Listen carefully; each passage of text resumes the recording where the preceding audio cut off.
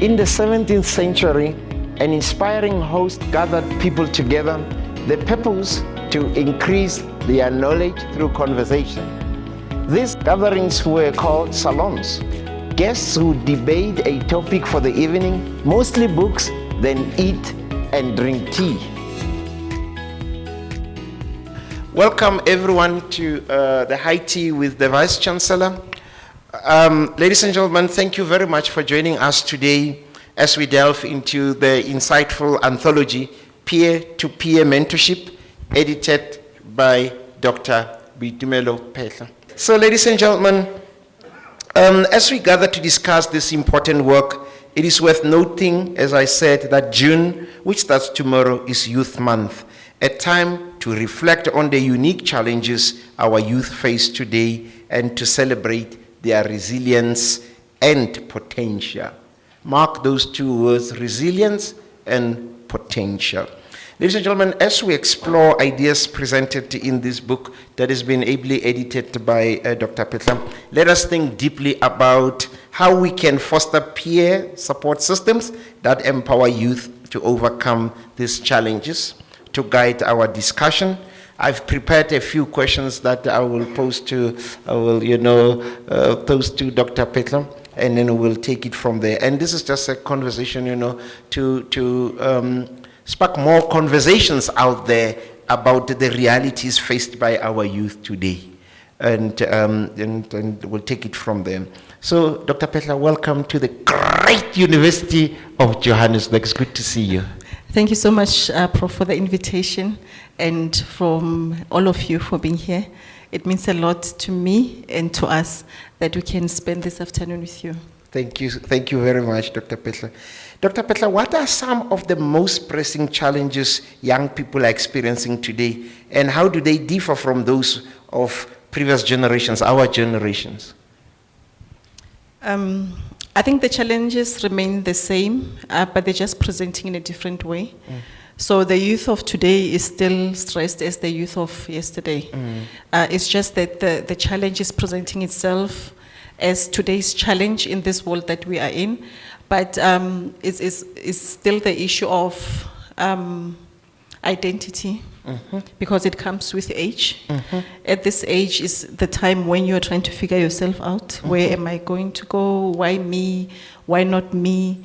So nothing has really changed, but the biggest challenge as we speak is then the voices are not there to affirm the youth, who they are. Wow. So the biggest thing for youth today, they really don't know who they are, like in every way. What should I do? Why should I not do it? For some reason, as leaders, as adults, our voices have dampened down, it's too soft. Then we've put the pressure on the youth to make decisions by themselves. And even within, the law that you guys make, that is meant to liberate us, but everything actually does have a limitation and conditions, as we'd call it, that even within the law, that liberates the youth to do what they want. Just like with any child, if there's not an element of direction and boundaries, it's always a problem. So now we need the elders, the teachers, the mothers, the fathers, to raise their voices. But before they raise their voice, they have to work on themselves, because we find that the parents ourselves, we're struggling with that. So now that's why it's difficult for us as adults to have a voice of authority in the children's lives, because with the evolution from apartheid, the average black person never really had time to debrief and understand what this democracy means. And for many of us, we misunderstood democracy as freedom, and freedom from responsibility and accountability. And that is why we're here today. Wow. So you've got a youth that is totally disillusioned. They don't know what is what. Everybody's making rules, everybody's talking. But within what is being spoken about, it doesn't make sense, and it doesn't give direction, and it doesn't give youth the confidence to know what they're supposed to do. Peer-to-peer youth mentorship is a different way, a different approach, because the tendency is for those that have made it, in inverted commas, to tell the youth how to manage things. I find this approach interesting. What inspired you to adopt this approach when you put this together?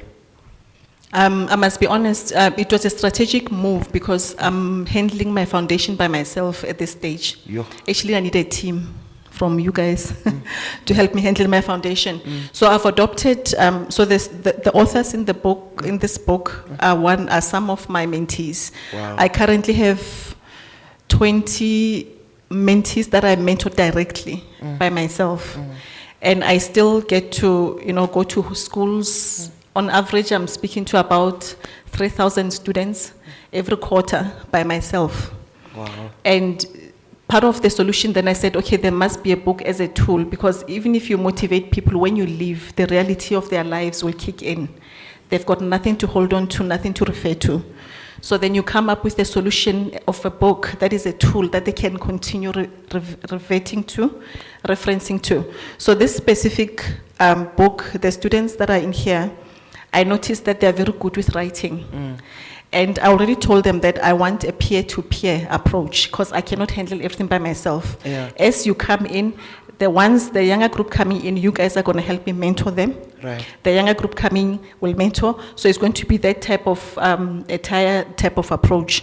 So it was part of then saying also, what can we do together that we use your strength, their own strength, to be able to help me with this peer-to-peer, because it also works better when people hear people of their age. That's right. Not yeah. that they mustn't hear elders, but there are other things or at certain stages where you want to hear your peer. Because once you're over the age of 12, we relate better with our peers. But when we're younger, our parents are the dominant voice. But once you go into teenagehood and adulthood, we relate better with our own peers. So now with this book, I realized that these kids, personally, they humbled me because they're facing so many challenges, but they're fighting. They have real challenges that the average child has in South Africa, but they are fighting to make it through despite. You see that word despite, because at this stage we're at that level where we need despite. I will survive, despite I will make it, despite I will change it. So this was the inspiration. It was a strategy to help me to cope, a strategy to make use of their skills, for them to also be bigpreneurs, sell the book and make something out of this, help their families, help themselves. So on many levels, but I realized that is actually such a powerful concept. When peers listen to peers, it works very well. Wow. No, you answered me because I was about to ask you, I mean, you are a medical doctor, you run your own practice, you are an entrepreneur, you are a family person, and many other things that you are doing. I mean, last time we discussed your other book with colleagues that you work with, now mentoring young people. I was going to ask you, Doctor, where do you find time? But you did indicate that you also work with young people and encourage them to mentor each other as well. But 3,000 students and all that for a busy doctor, how do you manage this? Strategy. Wow. I need that strategy. So on a high level, so I realized that this is the burden that I have on my heart to contribute to the community, because even within my work is clinical work, but the root cause of the diseases that I face, that I deal with my patients, all of them are from childhood traumas. Even the low abdominal pain, the depression, struggling to fall pregnant, addictions in adults, all of it can be taken back to childhood. So now when I'm talking to students, I don't even encourage them to solve their parents' problems, because you cannot change what is not, you didn't create. But what I'm saying to them is now craft your destiny. Your parents did what they could do with what they had. Right. Stop holding on to your parents' challenges and failures, but you now have the power to decide what's going to happen with you. So now start doing that. So I almost missed my point, because you're asking how I actually do it. So part of the passion that is a burden then forces me to think. I've been doing this, I think, over 15 years now. So along the way, I've had to think, how can I do it best? Because I had to stop because I get too bent out. The strategy was bad. The selection criteria was not good. Up to this point where I feel like things are moving. But another thing is just being physically and mentally resilient. So nutrition is important. So just to throw this in, I have my own nutritional supplements now, because I finally discovered the importance of just what happens to each and every human being when you're lacking vitamins, minerals, amino acids, and fats. which is responsible for disease progression, disease development. So most of you, whether you're a student or executive, if your nutrition is not in a good place, which can be measured, you don't function optimally. Most of the things you'll not be able to perform. You easily get sick. Even the disease that you have, we end up saying they're resistant, but actually we keep suppressing symptoms because we haven't gone to the root cause. And another thing, of course, is support from home. Yeah. Obviously, I'm not that powerful. I need I have the support structure, my own parents, my husband is there, my team at work, my kids. So, but my priority is always to make sure that the center must hold, which is home. Then everything else has to be structured in. They also know I love them, I take care of them, but I know family first. Don't compromise family, because no matter how successful you can be or you want to be, if that family unity is in tatters, you are bound to fall just shortly. Wow. Thank you very much, Dr. Phetla. Peer-to-peer, you know, when we see peer growing up, we were always told about, talk to about peer pressure. In your work with these fine young men and women, how does one really advise these young people about peer pressure, especially now? I mean, when we were growing up, there was no Facebook. You know, there would be one bicycle in the whole village, so you don't feel like you don't have anything, and you will ride it. You know, all of you learn how to ride a bicycle using one bicycle. But now there's Facebook, there is X, and there's nothing wrong with that. But the pressure, I mean, everybody seems to have a perfect weave. I'm the only one. It adds to that pressure. How can young people, even if it's not weave, I mean, the phones, you know, I mean, some young people have got phones that even executives, you know, can't afford. I mean, these phones are expensive these days, isn't it? So the pressure is right there in your face, doctor. So how can young people, navigate these pressures? I see a lot of people nodding, and sometimes I feel like, oh, I'm poor. But, you know, why me? Everybody seems to have nice shoes. So over to you, Doctor. Yeah, that is the hardest thing. And the pressure is not only for young people, funny thing. Adults are struggling with peer pressure as we speak. Wow. There are a lot of mothers and fathers who cannot mother and father because they're also under peer pressure. Wow. So we are in a society now where self-aggrandizement is so big. It's about you, how you look, how you feel, that everybody's forgetting responsibilities. So now then it's difficult to navigate around the children, telling them that, find something deeper in you, do things for other people, because even their parents are struggling.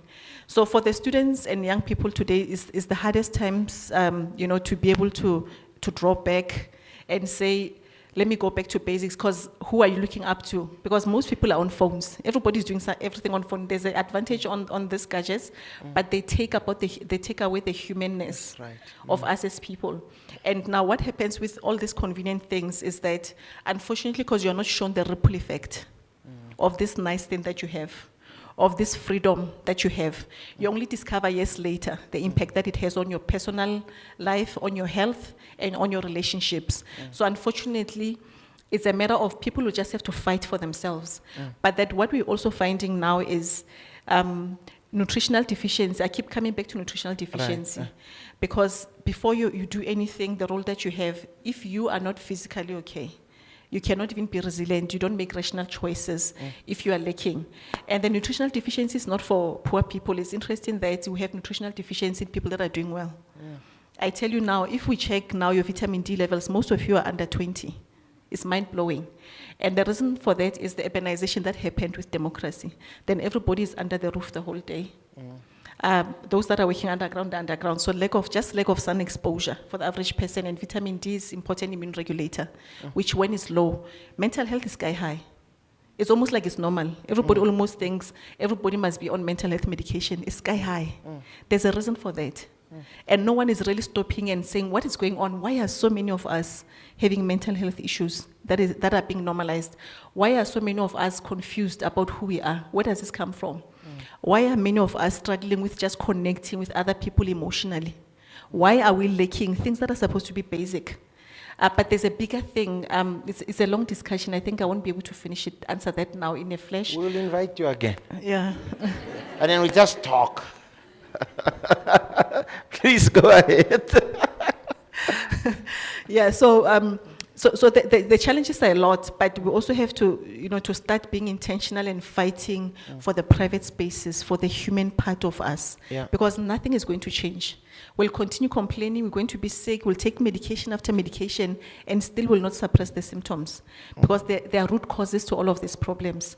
And most of them starts when our parenting environments were not ideal. For different reasons, parents trying to make money, more money for the kids. The opposite is true.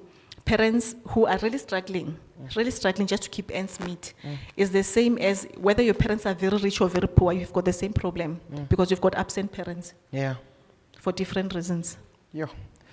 I'm glad, Doctor, you touched on mental health. So my question is, in what way can peer mentorship provide practical support, for our youth to deal with mental health challenges? Are we referring to the book or peer-to-peer under general as a Peer-to-peer concept? under general, but also lessons that we learn from the book, and I thought I'll reserve that for our authors to touch on that. But okay, as a concept, I would say it starts with conversations like this. Yeah. We have to be honest with our struggles, but not entertain the struggles and stay on them, because sometimes the very thing that is your struggle, that is a real struggle, can end up being the very thing that breaks you, because you never fly, you never get to stand up, because you've got a good reason why you are broken and why you remain where you are. So having honest conversations, making each other account. Because most of the time, we are scared to tell each other, no, but this is not actually working. Maybe we should stop doing this.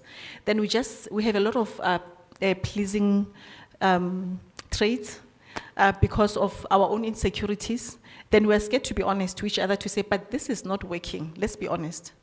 Yes, you have the money. Yes, you have the influence. Yes, you have this, but can't we redirect some of these things to things that are actually functional and impactful?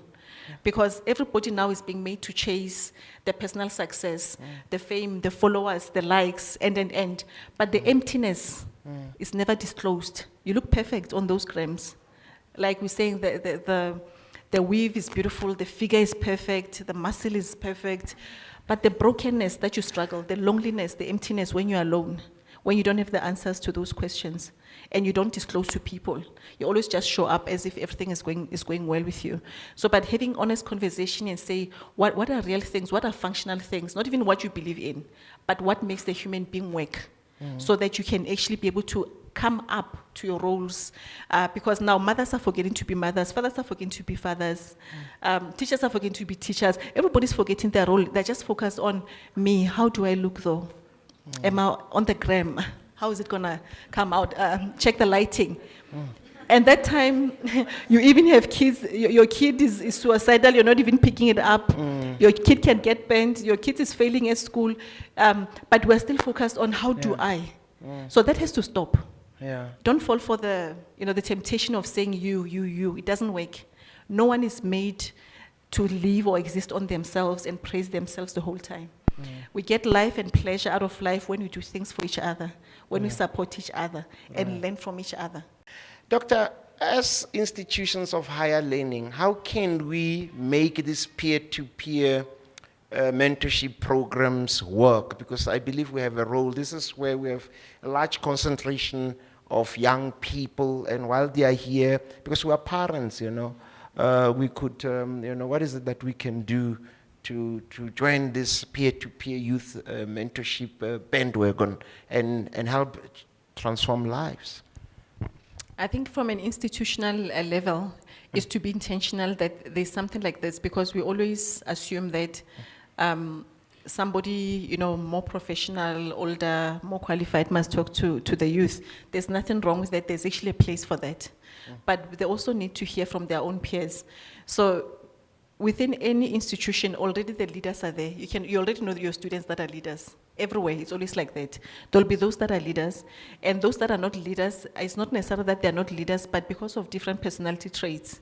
You can still be a leader, but without talking. Your leadership is to support the one that talks. That is leadership. As long as you are part of the vision and executing the vision, making sure that it happens with outcomes that benefit everyone.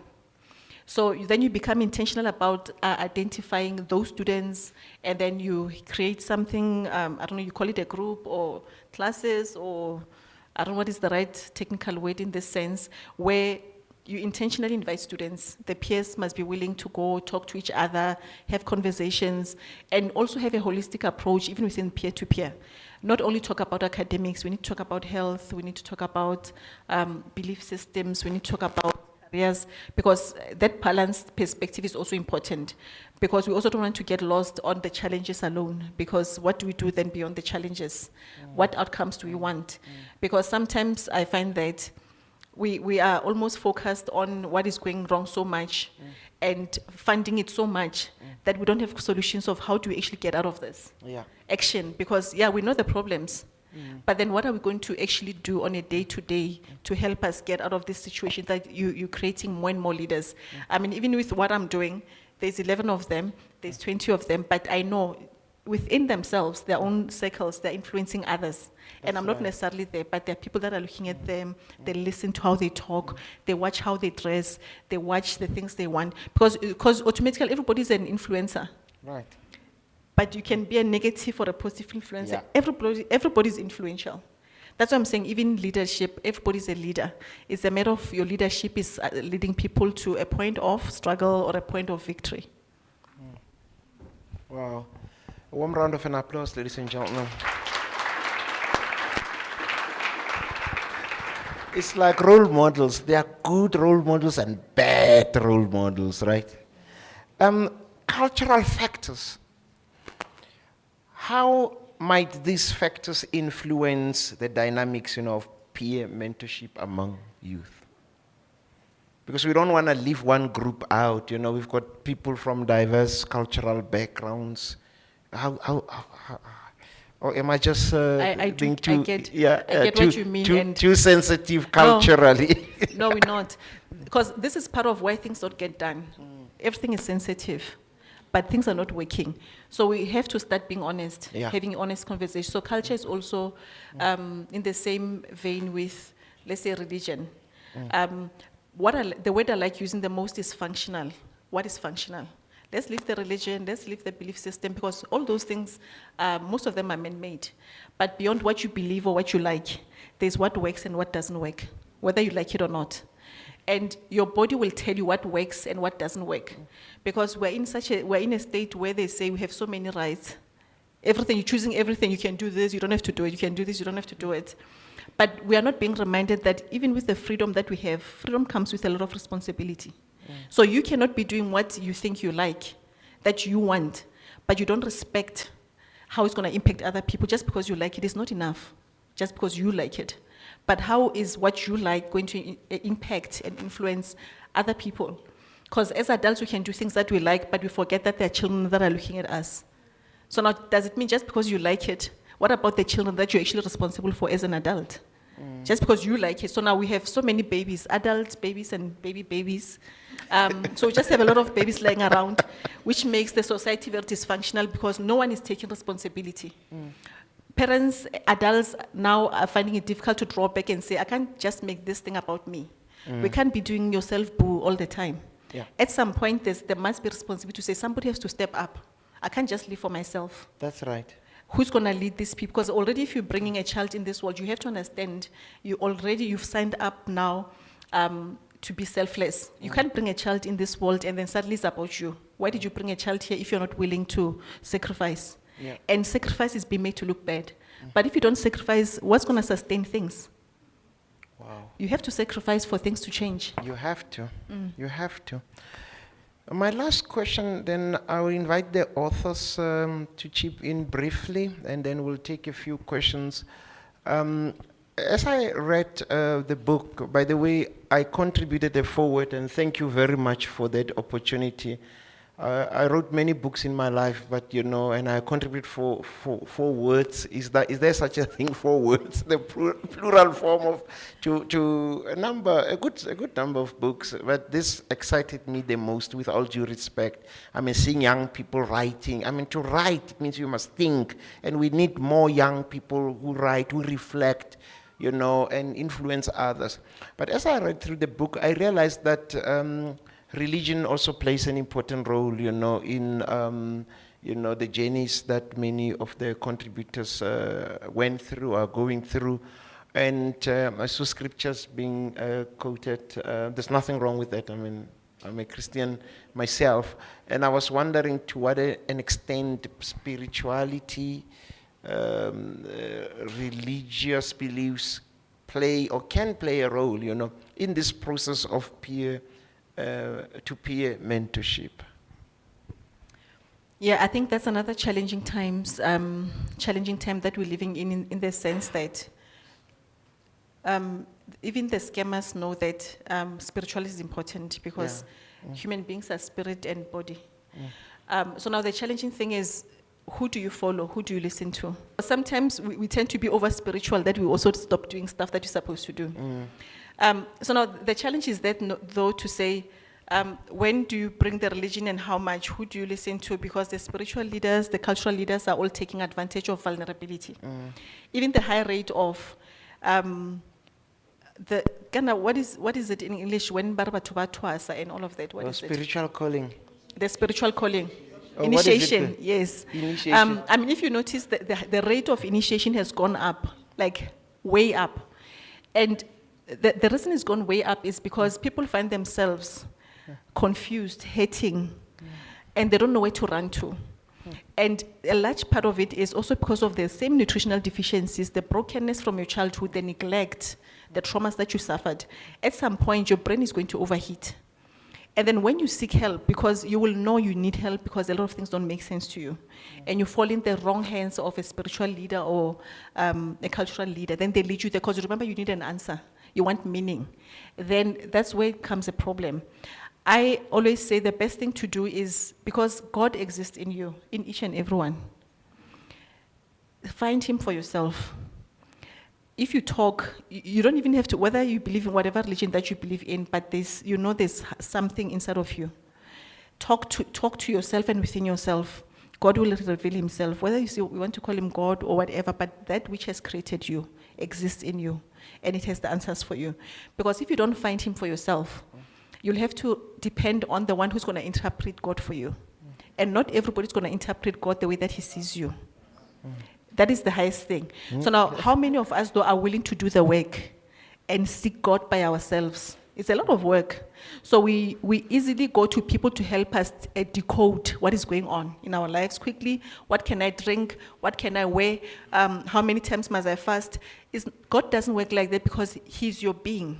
He's within you, He's around you, He's in everything that exists around you. So you have to find God for yourself, because until you find God for yourself, you'll never know yourself. When you don't know yourself, then you are vulnerable to anyone to define who you are. Then unfortunately, things are not going to go well for you, because the one that defines you today, if he leaves or she leaves, you're going to have to find another one, because you have not internalized your creator and your identity. But once that is sorted, no one can tell you who you are. Because He says, greater is He that is in you than the one that is in the world. He says, seek ye first the kingdom of God, and all these things shall be added unto you. But we're in a world that says, seek these things first, and then when you overheat and you're tired and you're broken, you go back to God. But by that time, you would have had so much going wrong and struggles that it's even hard to get back to Him. So you have to find a way of, try to spend, you spend time with people is important, but also spend time by yourself. And allow yourself to feel pain if you need to feel pain. Allow yourself. And acknowledge the weaknesses in your past, in your family's past, your own past. Because if you don't acknowledge them and you resist them, they'll keep chasing you. And you'll continue to numb them with alcohol, with drugs, with sex, with anything. But you'll notice that even the numbing doesn't last. Proverbs 31 says, the alcohol that we adore, alcohol is for people that are sad. Where does this sadness come from? It comes from brokenness. Where does the brokenness come from? Our childhood, because our childhood up to 7 years of age will determine how we experience the world. If our parenting environment was not ideal, we struggle. We'll survive, but we'll struggle. And it's not that you can't work on it, but you have to then be intentional to say, how do I heal? And how do I, without it, because you can't even ignore your past, but how do I, despite my past, still thrive, rise, and live the life that I want to live.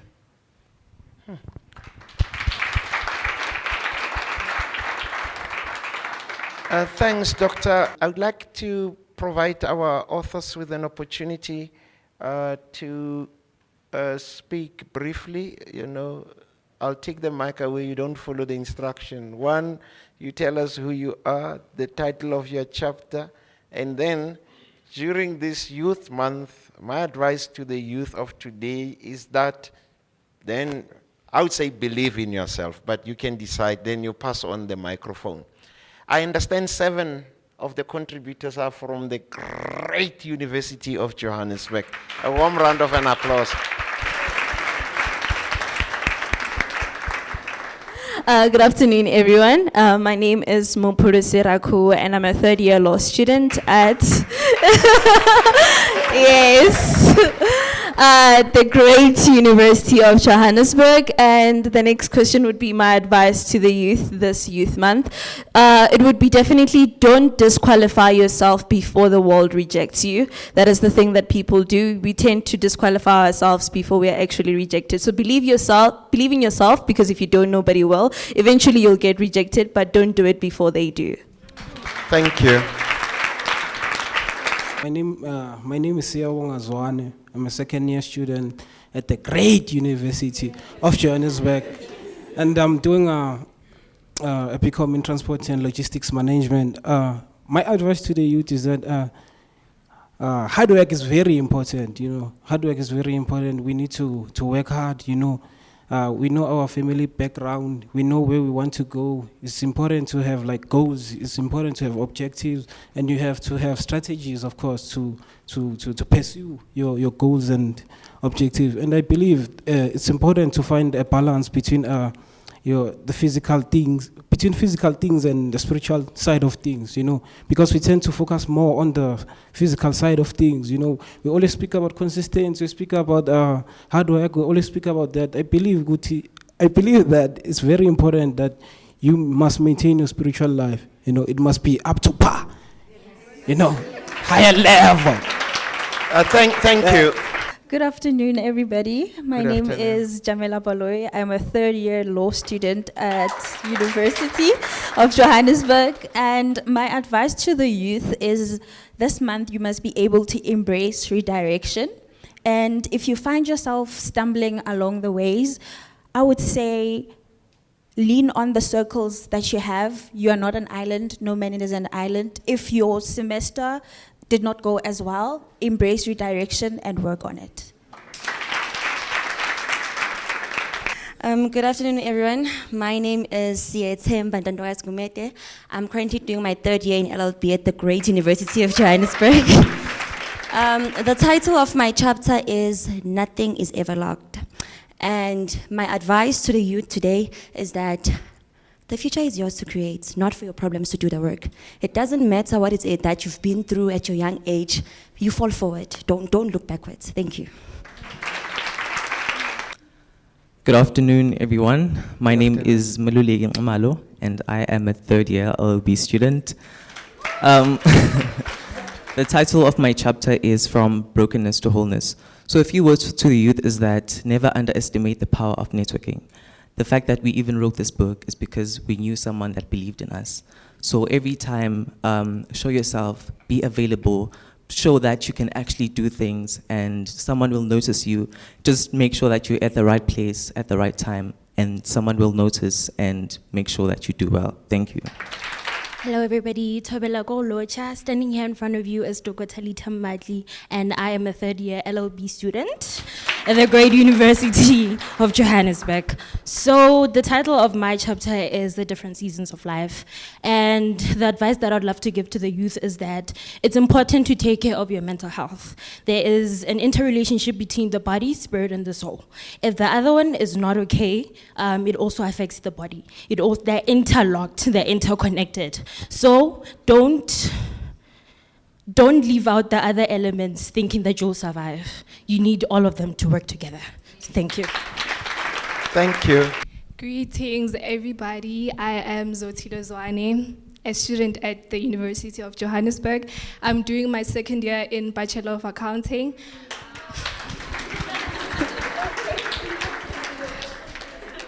Okay, so my chapter is called Overcoming Trauma. Education is a weapon. So since we are during the exam season here at UJ, I want to give you guys the advice that do not let the paper beat you up. Let the paper be the victim of your intelligence and preparation.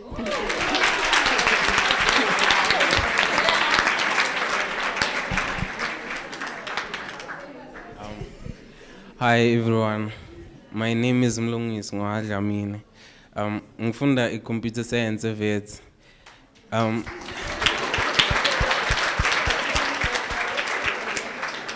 Yes, chapter yami ithi preparation meets opportunity. It was a way ebengidefine ngayo i-luck.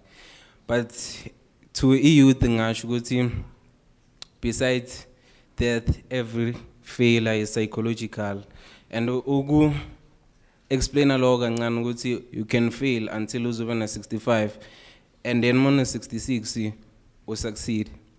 And it also depends on how do you define failure. I define failure as desire that didn't meet a reality. So you can always change a reality. You can always change a desire. So you can never fail. Thank you. Thank you. Good day to everyone. I'm Tlantan Hambe from the great University of Pretoria. I'm currently doing my first year in becoming accounting sciences. So my advice to the youth would be to keep putting in the work. Someone will always find you. It may not be tomorrow or a week later, but if you keep on working, someone will find you out there. As our beloved doctor here, you can imagine that the teachings she gives us after hearing her today. Now is the time, to open this conversation up for those young people and also not so young people who may have those burning questions.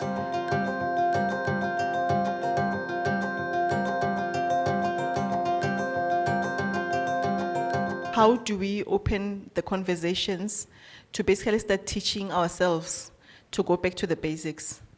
It starts with this, like today we've started the conversation, you being here, one of you going and talking about this somewhere else, but really simplify your life. So that's why I was also encouraging the issue of spend time with your creator. Because remember, even your own parent, it says in the Bible, even your own parent can mislead you, can harm you, intentionally or unintentionally. So what it means is once you reach a certain age, you are responsible for how things are going to happen for you. So you have to start finding ways of loving yourself, accepting yourself, how God sees you, simplifying things. Because by the time that you're always trying to meet people's standards and they move the goalpost, they said, come here. Once you get there, they move the goalpost. Already you're doing the chasing. But if you can be, for example, for me, let's say you see today, I'm not wearing makeup. Last year I had makeup on when I was here. I'm not wearing makeup at all. But you can see I'm absolutely beautiful.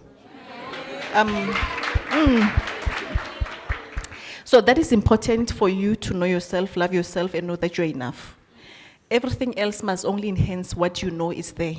And God creates everything perfectly. So it goes back to the point that have some level of self-love and respect and be accountable at the same time, because if you're also a victim the whole time, you'll never change anything. Simplify your life. Once you start following people with trends, you are in for it. You'll never win.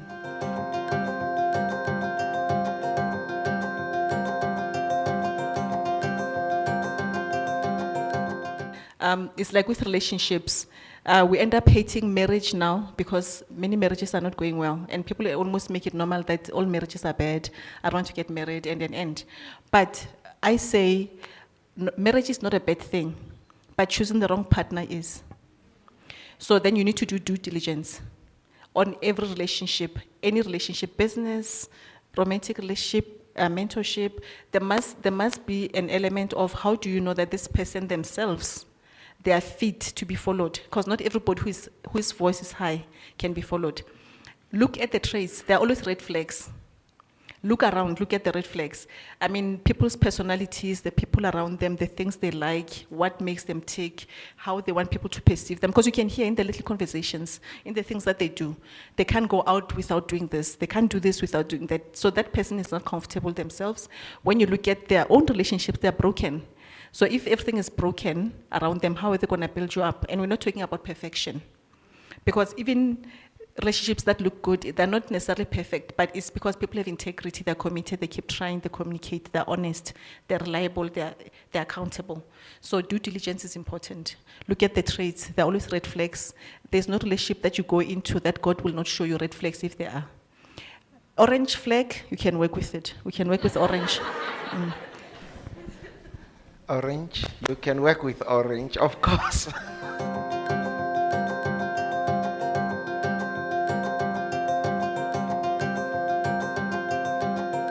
So actually, Simpiwe is also one of my mentees.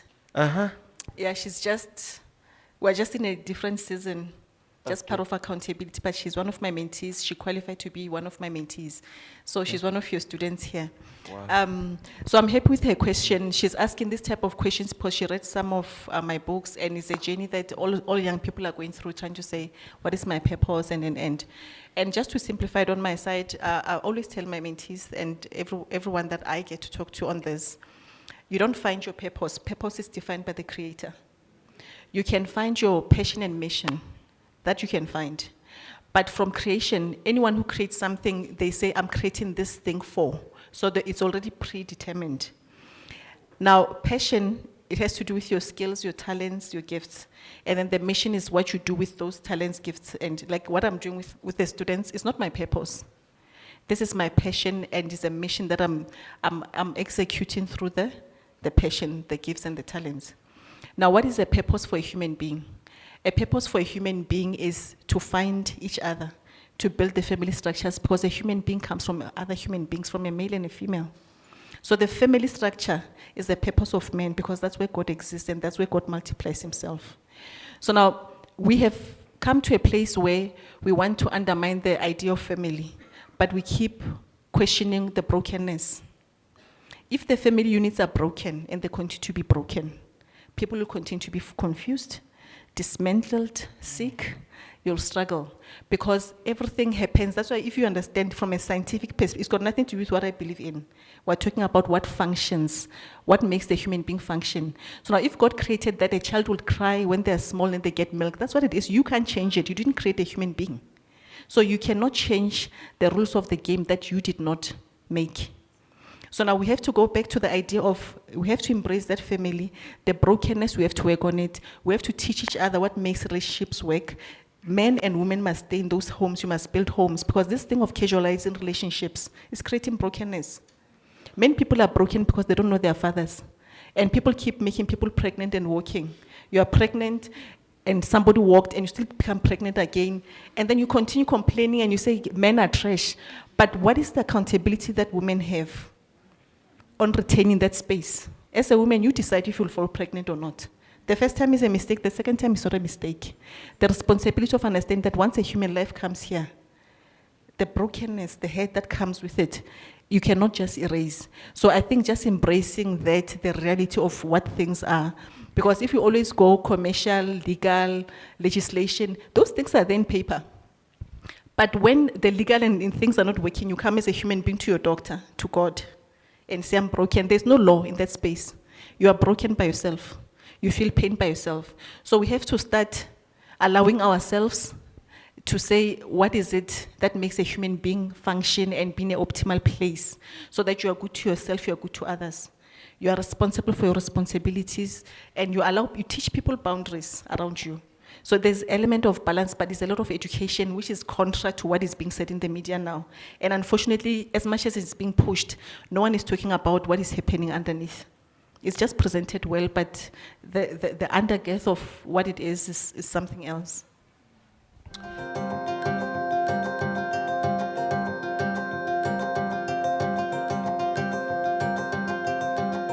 So because the end user that we thought of for this book is for students, for youth, whether in high school or university. We're actually looking for people who can help us to get funders to pay for these books, and then we distribute them to students. Because students do not have the money to buy this book. The average student will not spend 300 rand for this book. But there are companies that are passionate about this. There are companies that are obliged by the law to support youth. So now we are looking for partners or people who know people that can purchase bulk of this book, distribute it to whatever institution, whatever course that they believe in, to get the youth to actually read the book, something relatable to the youth. Thank you. Wonderful. Warm round of an applause, please.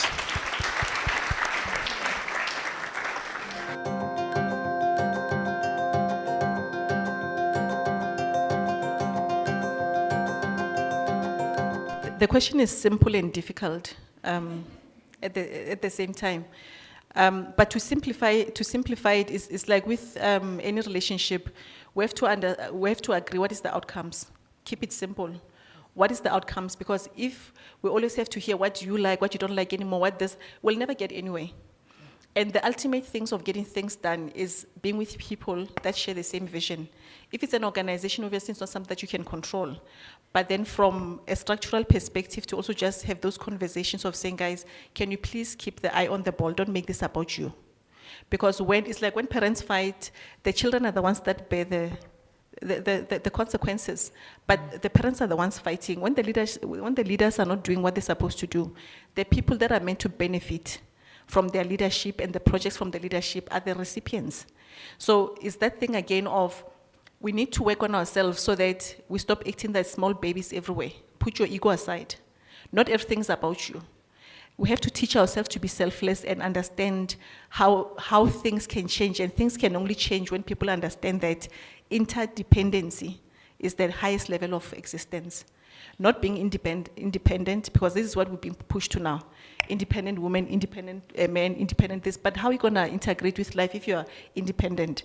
We should actually be talking about independence from a functional perspective, that you can actually take care of yourself, but not boast that you don't need a man, you don't need a woman. It's not functional. That's why don't make it about you and make it personal. It doesn't work. Because the consequences of that show everywhere. They show on each and every strain in your life. So it's about putting your preferences aside. What are the outcomes here? And what do we practically need to do to get the outcomes and the recipient of what we're trying to do to receive what they are meant to receive.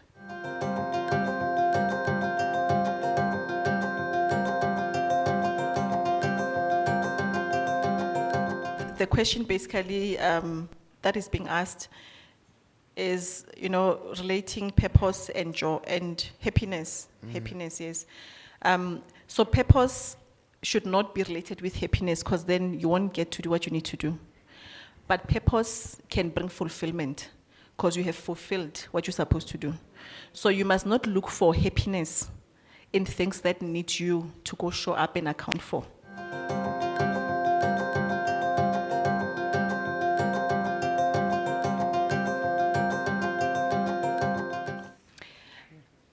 The second question, the scientific question, and my scientific brain is not here. So the second question, though, from what I understand, is the whole concept of there was resilience that was mentioned. Was it measured? So basically, is it proven? And the relationship of peer-to-peer mentorship with resilience, so to say. So in this case, peer-to-peer mentorship comes as an intervention at a later stage, obviously to build resilience. But resilience is actually built the first 7 years of your life. So it's either it's built or it's not built. If it's not built, you'll have to build it yourself with new habits. Talking to different people, learning from books, and because resilience is built in the first 7 years when the parenting environment is ideal, where the mother and the father are present. This is ideal.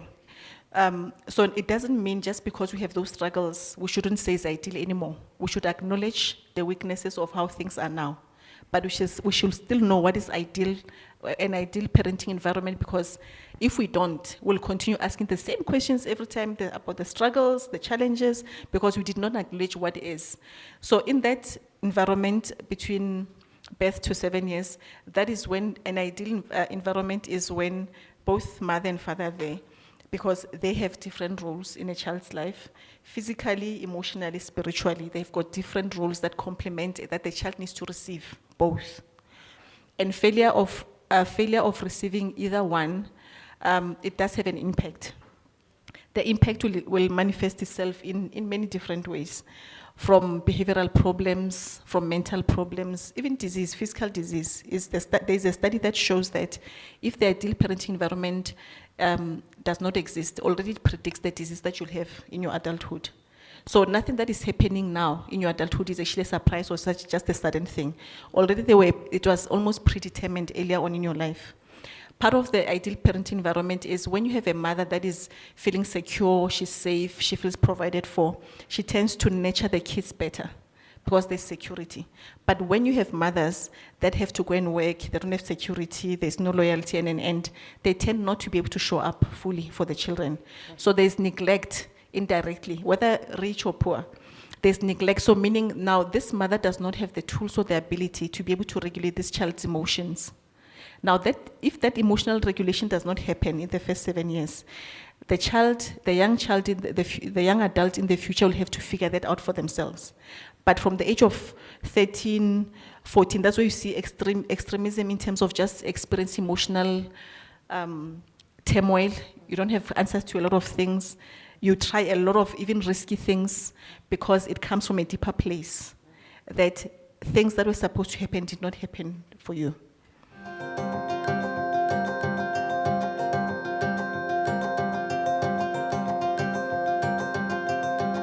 So we're doing direct sales from any of them. You can get it from any of them. From myself, we have a Facebook page, Peer Book. You can always ask Prof. You can always ask. But Peer Book, and find me on social media, because you can always DM me and ask, and I'll always be able to redirect you. Just Google Dr. Boitumelo Phetla. You'll find me on one of those platforms. On any platform that you find me, I'll be able to respond to you. So we're doing direct network marketing and sales to teach them also to sell.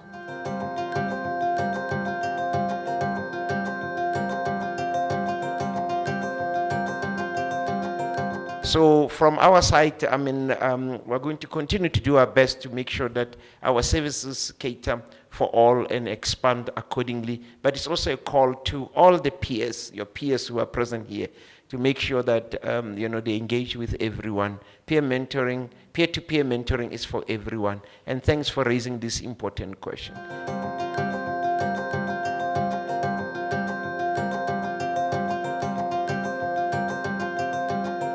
That question is so important in actual fact. And for every leader, for every person doing things for others, taking care of others. And there's nothing wrong taking care of others, it's actually important. But there has to be an element of awareness that you must always try to find ways to fill yourself up, and don't feel bad for filling yourself up. And you have to know, how do you fill yourself up so that you can show up for people. And when you feel like you can't anymore, don't be scared to say I can't. Because I think a weakness sometimes is you want to keep showing up because you think the more you show up, then you're going to get a certificate every time. Unfortunately, the certificate is not coming. So you must only do what you can do, within what you can do. If you cannot do something, just say, no, I cannot do it, or I cannot do it today. So you should be able to create boundaries around yourself within your capacity. Don't ignore your body, because the body always talks to us. If your body is saying no, respect no. Don't do something just because it's going to look good to others, and you think, because when you burn out and you collapse, which happens a lot, even students and executives, they just collapse, they die. Disease profiles, you hear of people that are productive, they were helping people, then suddenly they're dying, they're dead. And by the time that they're dead, their families are the ones that feel the impact the most. But then they were doing these things for everyone. But by the time that, even if we cry for them, guess what? You cannot bring them back. So executives, students, teach yourself to learn to take care of other people, but only within your capabilities, physical capabilities, mental capabilities, spiritual, because remember, you exist on many levels. So in each level, you must make sure that you are capable. Where you're lacking, fill in. If you don't have, just say, I don't have for now. Then kind of create that boundary, then you'll last. Your impact will be long-lasting, and while you also last. Warm round of an applause. Unfortunately, we've run out of time. Doctor, your final words of wisdom, as always. I've definitely said a mouthful, and before I close, Prof, I just want to acknowledge you and thank you for your leadership and for agreeing to write the foreword in this book. I don't take it for granted. It wasn't obvious that you'll write it. You're the perfect leader to kind of put the sparkle on this book. We appreciate you a lot, and I'm sure everybody here appreciates you. And you really make us proud and encourage us to keep going. And to everyone who's here today, I just want you to always remember that you have everything that it takes to be what you're supposed to be. It's just a matter of alignment, and allow yourself just to take things easy. Release yourself from the pressures that you're getting from outside, because many people are overstimulated. Allow yourself to shut a lot of things down. Less makeup, less friends, less social media, less dancing, less alcohol. Just do less of everything. The simpler, the better, because you can only hear God, your creator, in quietness and stillness. And he will talk to you, and he will answer a lot of the questions that you have. He will reveal to you things that only he can reveal to you. Thank you, Prof.